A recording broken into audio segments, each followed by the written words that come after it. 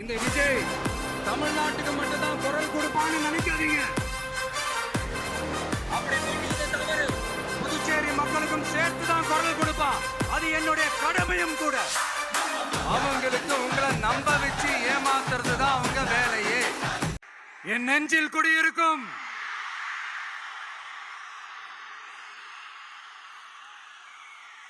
புதுச்சேரி மக்கள் உங்கள் அனைவருக்கும் என்னுடைய வணக்கம். வணக்கம் வணக்கம். எல்லாரும் எப்படி இருக்கீங்க?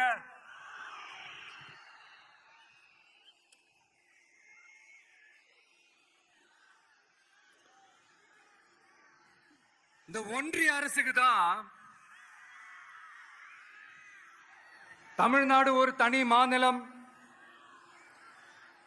புதுச்சேரி ஒரு தனி யூனியன் பிரதேசம். அவங்களுக்கு தான் தமிழ்நாடு தனி, புதுச்சேரி தனி, இப்படிலாம் இருப்பாங்க. ஆனா நமக்கெல்லாம் அப்படி கிடையாதுங்க. நாமெல்லாம் வேறு வேறு கிடையாது. நாம எல்லாரும் ஒண்ணுதான்.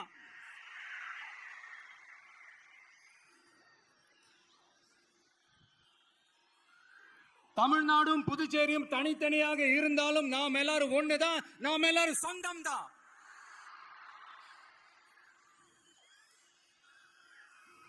வேற வேற வீட்டுல, வேற வேற ஊர்ல, வேற நாட்டுல, வேற ஸ்டேட்ல இருக்கிறதுனால நாம் எல்லாரும் சொந்தங்கள் இல்லைன்னு ஆயிட முடியுமா? அது எப்படி முடியும்? இப்ப பாத்தீங்களா, ஒருத்தருக்கு ஒருத்தர் பார்த்துக்கும் போது அந்த பாச உணர்வு, அதுதாங்க. அது மட்டும்தான். அது இருந்துட்டாலே போதும், வேற எதுவுமே தேவையில்லை. அதனால தமிழ்நாடு, புதுச்சேரி, கேரளா, கர்நாடகா, ஆந்திரா மட்டும் இல்ல, உலகத்துல எந்த மூலையில நம்ம வகைரா இருந்தாலும் அவங்க எல்லாருமே நம்மளோட உயிர் தான். அவங்க எல்லாருமே நம்மளோட உறவு தான்.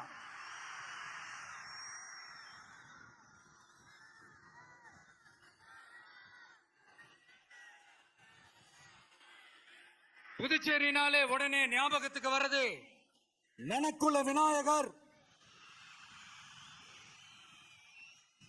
அரவிந்தர் ஆசிரமம், வில்லியனூர் மாதான் சொல்லி இவங்க எல்லாரும் ஞாபகத்துல வருவாங்க. அது மட்டும் இல்ல, மகாகவி பாரதியார் அவர்கள் இருந்த மண், பாவேந்தர் பாரதிதாசன் அவர்கள் பிறந்த மண். அது மாதிரி இன்னும் சிறப்புகளை அடுக்கிக்கிட்டே போலாம்.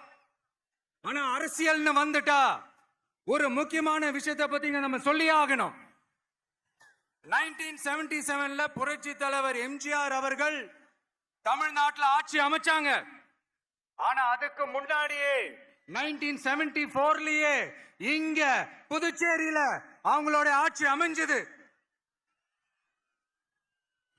அதனாலதான் அப்பவே சொன்னாங்க, நமக்காக வந்தவர் எம்ஜிஆர், அவரை தமிழ்நாட்டில் மிஸ் பண்ணிடாதீங்கன்னு நமக்கு அலர்ட் பண்ணதே புதுச்சேரி தான். அப்படிப்பட்ட புதுச்சேரி நம்மளால மறக்க முடியுமா? அது மட்டும் இல்ல, இங்க இருக்கிற மக்கள் தமிழ்நாடு மாதிரியே புதுச்சேரி மக்களும் என்ன கிட்டத்தட்ட ஒரு 30 வருஷமா என்ன தாங்கி பிடிச்சுக்கிட்டு இருக்கிறீங்க.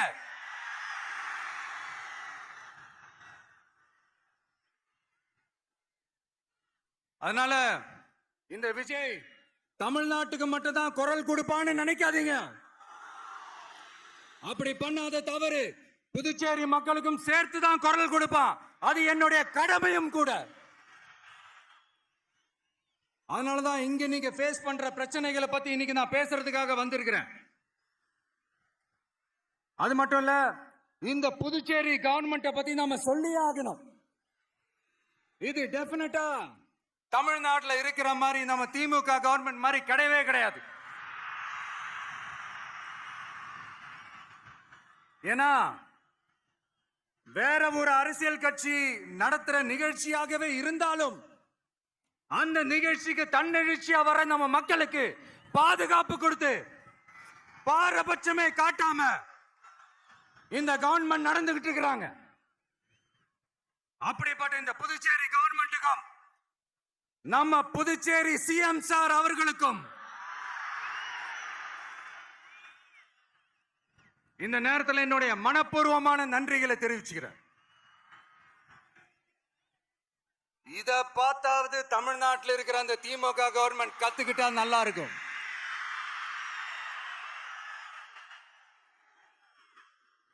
ஆனா அவங்க கத்துக்க மாட்டாங்க. பரவாயில்ல, வரப்போற எலெக்ஷன்ல 100% கத்துக்குவாங்க. அத நம்ம மக்கள் பார்த்துக்குவாங்க.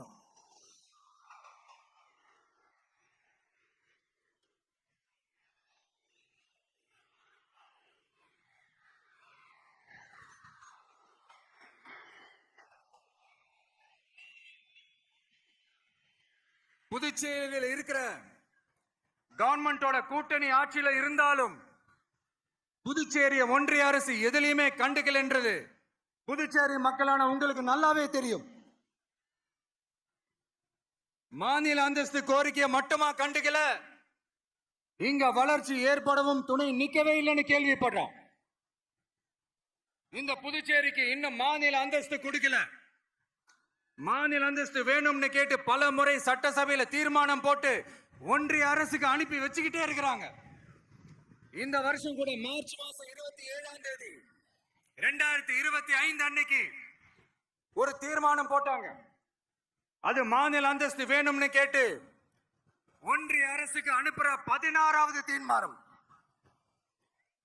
புதுச்சேரி காரைக்கால் பகுதிகளில் மூடப்பட்ட 5 மில்கள், பல்வேறு தொழிற்சாலைகளை மீண்டும் திறக்கிறதுக்கு இதுவரைக்கும் ஒரு துரும்ப கூட கிள்ளி போடல. பல்லாயிரக்கணக்கான இளைஞர்களோட வேலை வாய்ப்புக்காக எதையுமே செய்யல. இங்க ஒரு ஐடி கம்பெனி உருவாக்கணும்ன்றது எண்ணமே இல்ல. அத பத்தி யார் பேசினாலும் அது அவங்க காதல விழவே விழல. இங்க ஒரு அமைச்சரை ஊழல் குற்றச்சாட்டுல பதவி விட்டு நீக்கப்பட்டு அந்த இடத்துக்கு இன்னொருத்தரை நியமிச்சு 200 நாள் ஆச்சு. இன்னும் அவருக்கு ஒரு இலாக்காவே தரல. இந்த செயல் சிறுபான்மை மக்களை அவமானப்படுத்துறதுன்னு அந்த மக்களே சொல்றாங்க. புதுச்சேரியோட முக்கிய அங்கமாக இருக்கிற காரைக்கால், மாகே, ஏனாம் பகுதிகளில் எல்லாம் முன்னேற்றமே இல்லைன்னு அந்த பகுதி மக்கள் சொல்லிக்கிட்டே இருக்கிறாங்க. குறிப்பா காவிரியோட கடைமடை பகுதியான காரைக்காலை மொத்தமா கைவிட்ட மாதிரி தான் இருக்குது. இது எல்லாமே முன்னேற்றம் அடையணும். டூரிஸ்ட் பிளேஸ் ஆன புதுச்சேரியில போதுமான அளவு பார்க்கிங் வசதி இல்ல, போதுமான அளவு கழிப்பறை வசதி இல்ல. இதெல்லாமே மேம்படுத்தணும். புதுச்சேரி கடலூர் மார்க்கமான ரயில் திட்டம் வேணும்ங்கிறது நீண்ட கால கோரிக்கை. புதுச்சேரி மக்களுக்கு ஒன்னே ஒண்ணுதான் சொல்லணும், இந்த திமுகவை நம்பாதீங்க.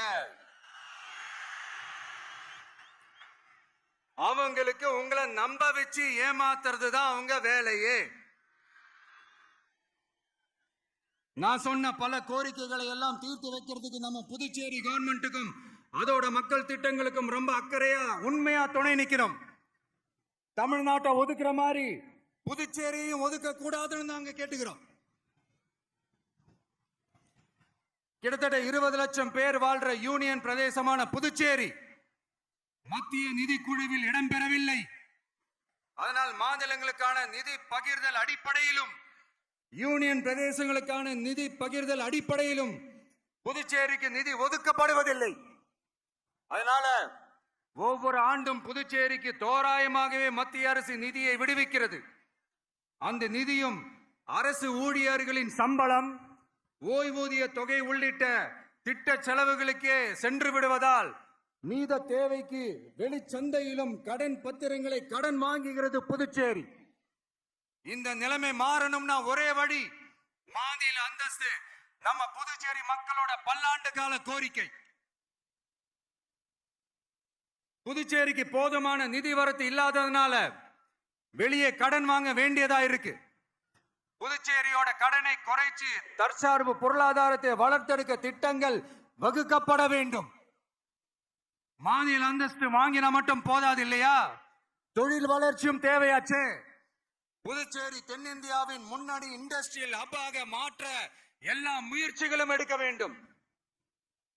இந்திய அளவில் ரேஷன் கடைகளே இல்லாத மாநிலம் புதுச்சேரி தான். ஏழை எளிய மக்களுக்கு வாழ்வாதாரமே ரேஷன் கடைகள் தான்.